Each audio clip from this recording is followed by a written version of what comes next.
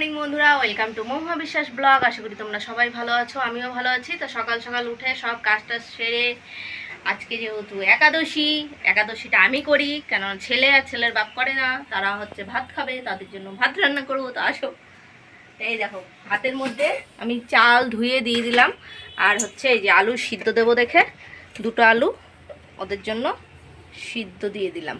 এই আর এই দুটো ডালের মধ্যে সিদ্ধ দেবো। এই যে ডালটা ধুয়ে নেব, ধুয়ে সিদ্ধ বসিয়ে দেবো।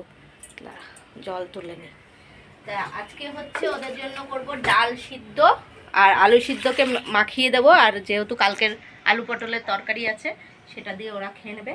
আর আমার জন্য রান্না হয়ে গেছে, আমারটা ঘরে রেখেছি। আর টুকিটাকে এই যে বাসনগুলো বেরিয়ে গেছে, যেহেতু আমার সব সবজি সিদ্ধ করে একটুখানি ঘি দিয়ে সিদ্ধ করে নিয়েছি। চলো দেখবে কি সবজি করেছি। এই যে এখানে পেঁপে এনেছে, পেঁপেটা পেকে গেছে, তা ডাসাই পেঁপেটা খেতে ভালো লাগবে। আর এই বাদামটা কটা ভাজা রেখেছি। আর এখানে আমার তরকারি রেডি, খুল যা সিমসিং। এই দেখো দেখছো, এখন আমি নাড়াচাড়া দিইনি, সবে একটু ঝোল ঝোল করে আর একটু ভেঙে ভেঙে দেবো। এই যে এইভাবে তরকারিটা করেছি। এই তরকারিটা খেতে কিন্তু ভালোই লাগে। এর মধ্যে সন্দুক নুন দিয়ে আমি করেছি। এই সিদ্ধ একদম কমপ্লিট। তাই এটা এখন ঢাকা দিয়ে দেবো। এই যে তা আজকে আমার এই তরকারি। আর ফল এনে দিয়েছে, ফল টল খাবো। এখনও ফল টলগুলো কাটিনি, মানে বানাবো। তারপর ভিডিওটা কেউ স্কিপ না করে পুরো ভিডিওটা দেখবে আর বেশি বেশি করে শেয়ার করে। দেখো ডালটা সিদ্ধ হয়েই এসছে, আমি একটু সর্ষের তেল দেবো। এই দেখো দেখেছো, এর মধ্যে আলুও কাটা দিয়েছি, কারণ একবারে ভাতে দিলে না ভাতগুলো নাহলে নষ্ট হয়ে যায়। ওই জন্য কিছুটা ডালে দিয়েছি, কিছুটা তো একটু সর্ষের তেলও দিয়ে দিই। এই যে সর্ষের তেলও দিয়ে দিলাম। তো এখন আমার ভাতও ফুটে গেছে। এই দেখো,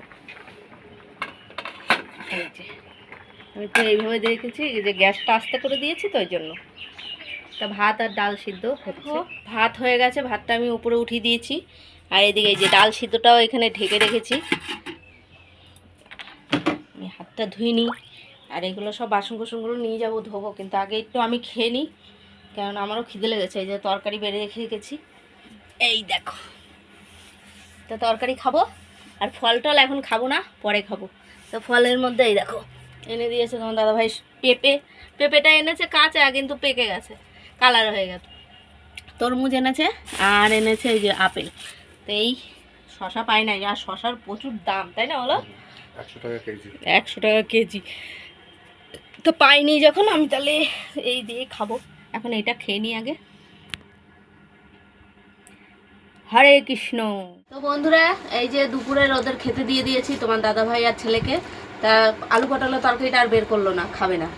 তাই এই যে আলু সিদ্ধ মেখে দিয়েছি, এই দেখো এটা কাঁচা লঙ্কা আর সর্ষের তেল দিয়ে আর নুন দিয়ে।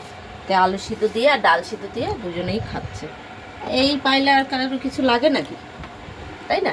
সাথে এই যে ঘি, সাথে আবার ঘি, এই যে ঘি, তা ঘি দিয়ে খাচ্ছে। তোমার মানে তোমার তো দাদাভাই খাচ্ছে না, কেননা ও তেল দিয়েই খাচ্ছে, ও ঘি খায় না। ওই তেলের বোতল আটকাও, তেলটা পড়বে। আর আমি তো খেয়েছি অল্প, তরকারি খেয়ে নিয়েছি। তারপরে যদি খাবো, ফল টল বানাবো তখন খাবো। এখন আর খিদে নেই, চুপচাপ একটু শুয়ে থাকবো। তো ওদেরটা একটু রেডি করে দিলাম। তা এখন আমি হাত টাত ধুয়ে আসি, যা যা হবে সবই শেয়ার করবো তোমাদের। তো বন্ধুরা, রাতের খাবার এদের দিতে বসে পড়েছি, যেহেতু আমি খাবো না, ওরাই খাবে, বাপ বেটা। তো এই যে রুটি বানিয়ে দিয়েছি, আর ছেলেকে দিয়েছি আলু সিদ্ধ, আর এই যে ডাল সিদ্ধ রয়েছে। আর এই দেখো আলু পটলের তরকারিটা এখন বের করলো, সকালে দুপুরবেলা আর বের করেনি। তো যাই হোক, এটাই এখন আজকের খাওয়া দাওয়া। আর আমারও রয়েছে তরকারি, আমি একটু খাবো, একটু ওদের দিয়ে নিই, তারপরে আমি খাবো, হাত টাত ধুবো তারপরে। তো ভিডিওটা যদি ভালো লাগে লাইক কমেন্ট সাবস্ক্রাইব করো, পাশে থেকে সাপোর্ট করো, ভালোবাসা দিয়ে। Good night.